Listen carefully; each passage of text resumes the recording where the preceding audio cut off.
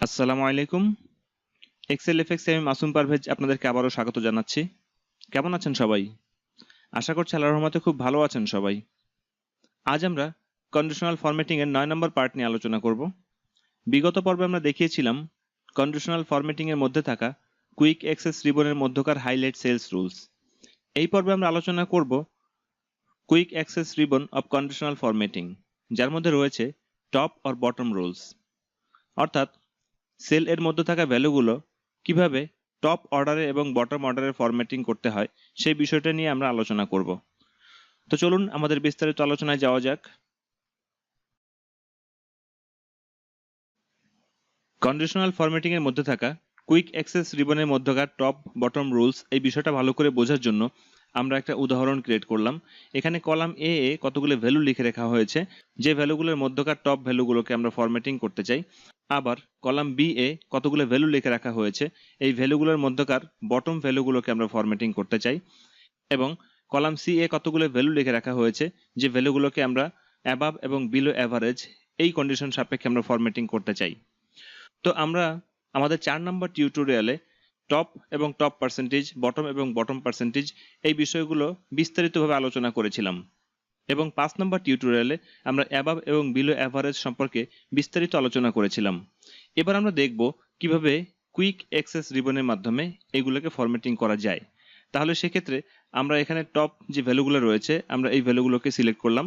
Select করার পরে এরপরে কন্ডিশনাল ফরম্যাটিংয়ে যাই। এখানে টপ অর বটম রুলস এটা সিলেক্ট করলে এখান থেকে দেখা যাচ্ছে যে টপ 10 আইটেমস। আমরা এখানে দেখতে পাচ্ছি যে আমাদের এ নাম্বার কলামে 20টা ভ্যালু রয়েছে।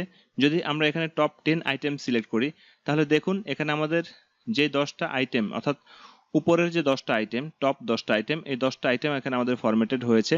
যদি আমরা ওকে করি তাহলে এখানে আমাদের টপের 10টা আইটেম এখানে আমাদের ফরম্যাটেড হবে। আমরা ওকে করলাম না, আমরা এখানে ক্যান্সেল দিলাম। এরপরে আমরা আবার কন্ডিশনাল ফরম্যাটিংয়ে যাই। এখান থেকে টপ বটম রুলে যাই। এখান থেকে টপ 10%, অর্থাৎ এখানে 20টা ভ্যালু এর 10%, যদি আমরা এটাকে সিলেক্ট করি তার মানে দুটো ভ্যালু এখানে আমাদের ফরম্যাটেড হচ্ছে, বাকি ভ্যালুগুলো এখানে আমাদের ফরম্যাটেড হচ্ছে না। তো এখানে যদি আমরা ওকে করি তাহলে দেখুন আমাদের টপ 10% আমাদের এখানে ফরম্যাটেড হচ্ছে।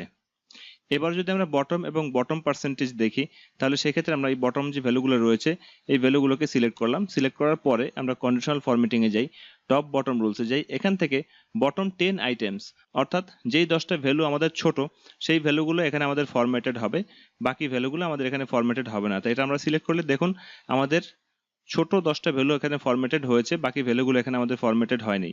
আমরা যদি এটাকে ক্যান্সেল দিই তারপর যদি আবার আমরা কন্ডিশনাল ফরম্যাটিংয়ে যাই, টপ বটম রুলসে যাই, এখান থেকে বটম 10%, যদি এটা আমরা সিলেক্ট করি, আবার সিলেক্ট করার পরে দেখুন এখানেও অর্থাৎ কলাম বিতেও আমাদের 20টা ভ্যালু রয়েছে। এই 20টা ভ্যালু এর 10%, অর্থাৎ দুটো ভ্যালু বটমের দিক থেকে দুটো ভ্যালু আমাদের এখানে ফরম্যাটেড হয়েছে।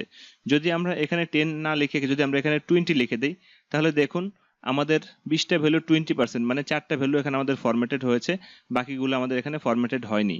এটাই হলো আমাদের বটম পার্সেন্টেজ ভ্যালু।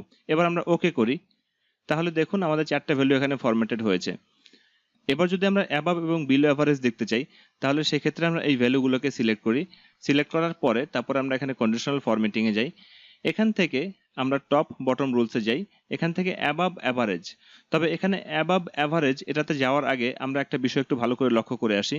যেমন দেখুন আমাদের এখানে যে ভ্যালুগুলো রয়েছে এই ভ্যালুগুলোর অ্যাভারেজ হচ্ছে 29, অর্থাৎ যেই ভ্যালুগুলো 29 অপেক্ষা বড় আমরা সেই ভ্যালুগুলোকে প্রথমে ফরম্যাট করতে চাই। এরপরে যে ভ্যালুগুলো 29 অপেক্ষা ছোট সেই ভ্যালুগুলোকে আমরা ফরম্যাট করতে চাই।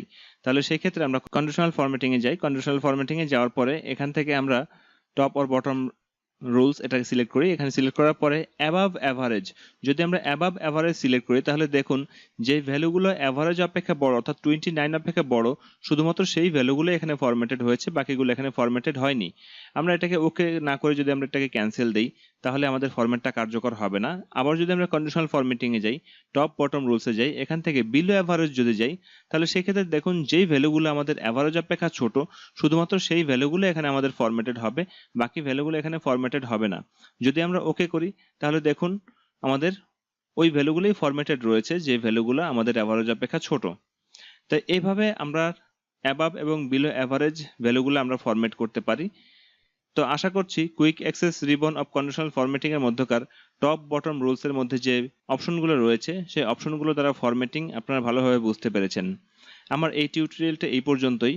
আমার পরবর্তী টিউটোরিয়াল দেখার আমন্ত্রণ জানিয়ে এই টিউটোরিয়ালটি এখানে শেষ করছি। আসসালামু আলাইকুম ওয়া রাহমাতুল্লাহি ওয়া বারাকাতুহু।